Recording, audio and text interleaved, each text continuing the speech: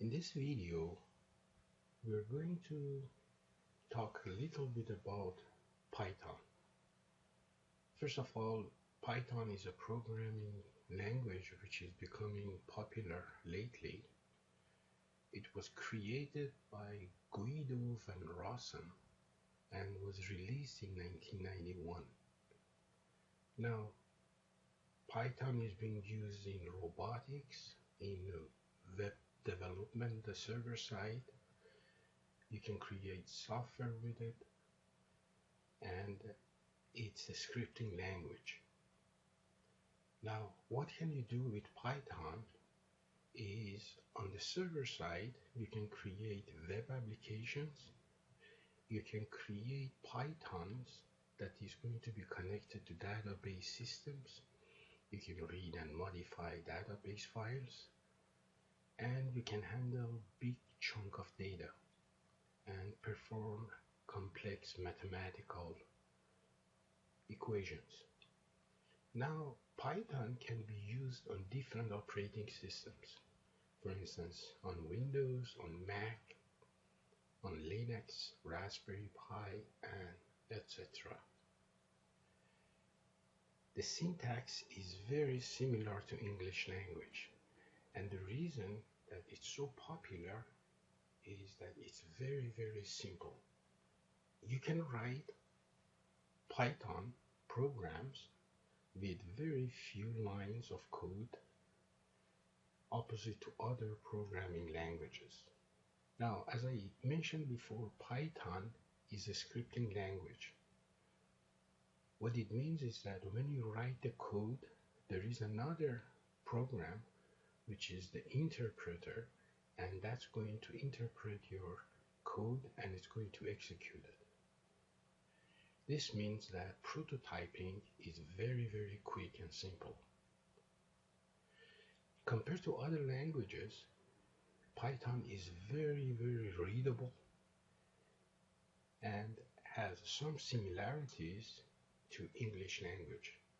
Opposite to other languages, for instance, in Java or JavaScript that you use semicolon to indicate the end of the line, Python doesn't use that syntax. The end of line indicates to Python that the line of code is finished. Very, very important about Python is indentation. Python uses white spaces to indicate the scope, such as the scope of loops, function, and classes. Other languages, they use something like curly bracket for this purpose. But in Python, remember, white spaces indicate indentation. So you cannot just use white spaces anywhere you want for clarity of the program. Python interprets those white spaces differently. Now, before we start with our first Python program, you have to have the free IDE which is available online.